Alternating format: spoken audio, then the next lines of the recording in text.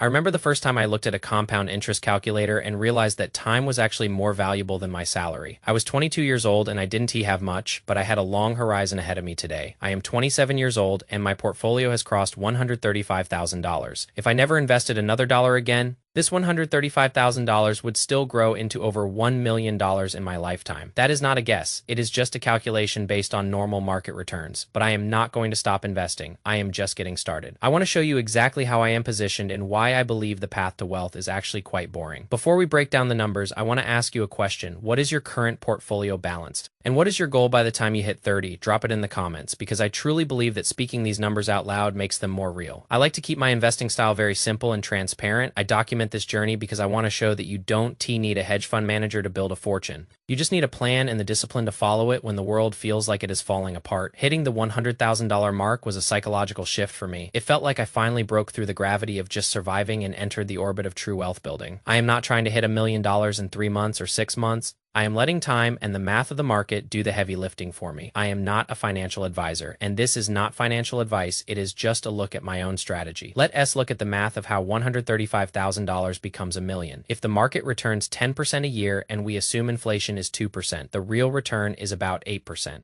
If I don't put in another cent and just let it sit for 33 years until I am 60, the value would be $1.7 million. That tells me I am going to be a millionaire even if I stop working today. But $1.7 million in 30 years might not be enough to retire comfortably. So we have to look at the variables we can control, which is our monthly contribution. If I invest just $1,000 a month for those 33 years, that $1.7 million becomes $3.46 million. If I can push that to $2,000 a month, the number jumps to $5.2 million.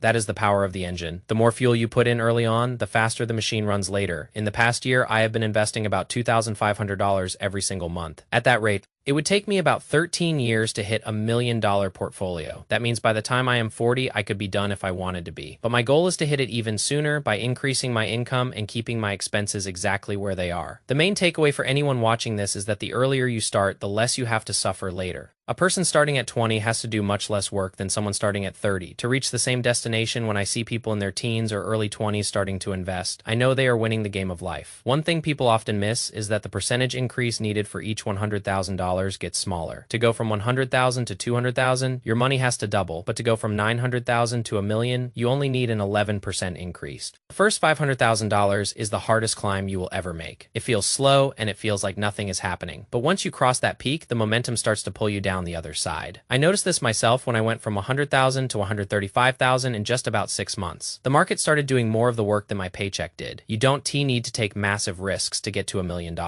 You don't need to find the next penny stock or buy into a hyped up trend. You just need consistency, time, and a way to increase the gap between what you earn and what you spend. If your monthly investment average is slowly going up every year, you are doing a great job. Now let's look at my actual portfolio breakdown so you can see where the money is. My total investments are a little over $135,000. The largest piece of the pie is $98,000 in the SP 500, which I hold through the Vanguard ETF known as VU. That is about 72% of my total portfolio. I love the SP 500 because it represents the 500 largest companies in the country. It is self-cleansing, meaning the losers are kicked out and the winners are added automatically. Next, I have $24,000 in SHD, which is a dividend growth fund. This makes up about 18% of my portfolio and provides a consistent stream of cash flow. Finally, I have about $12,600 in VUG, which is a growth-focused ETF heavily weighted in technology. This is about 9% of my holdings. I used to own individual stocks, but I realized that I was spending too much time analyzing companies. I sold all my individual positions in August and moved everything into these 3 ETFs. Now, when I get paid, the decision of where to put the money is already made. I put some into my 401k and the rest goes straight into VO. If we break it down by account type, my brokerage account is the largest at about $68,000. My Roth IRA is at nearly $40,000 and my 401k is at $26,000. The brokerage will always grow faster because I can put as much as I want into it every year. The Roth IRA has limits, but it is the most valuable account because that growth is entirely tax-free.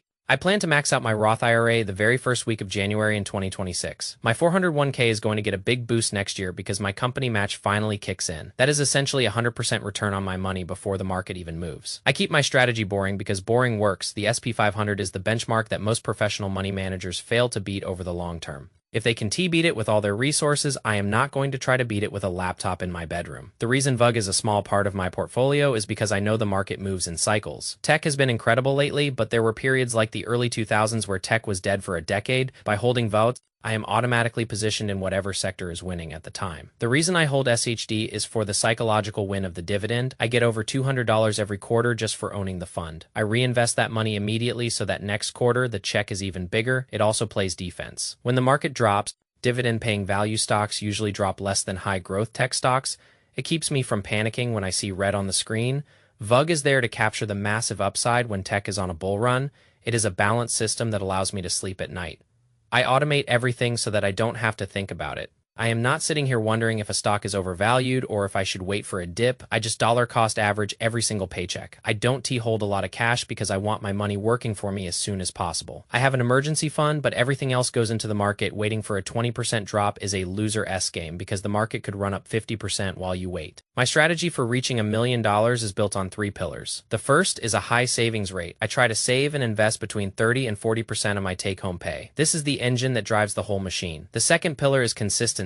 I never miss a month of investing no matter what is happening in the news. The third pillar is keeping it boring. I don't look at my accounts every day, and I don't follow the hype. I have a win mindset when it comes to volatility. If the market goes up, my net worth increases, and I am happy. If the market goes down, I get to buy my favorite ETFs at a discount, and I am also happy. Either way, I am winning because I am looking 30 years ahead, not 30 days ahead. When people are fearful, I try to be disciplined. The next $100,000 will be faster than the last because of the math of compounding. My income will also likely increase as I move up in my career. As I earn more, I don't increase my lifestyle, I just increase my contributions. Time multiplies every decision you make today. $100 invested at 25 is worth far more than $100 invested at 45. I am focused on the future, and I am constantly looking for ways to improve the gap. I am not here to brag or show off. I am just a 26-year-old analyst who realized that the math of wealth is accessible to anyone. I want this to motivate you to start your own boring journey. Don't worry about what other people are doing or how much they are making. Just focus on your own progression and your own numbers. Think about where you want to be in 10 years and start building that reality today. I hope this breakdown was helpful for you. If it was, I would appreciate a like and a subscribe. I am going to keep documenting this road to $1 million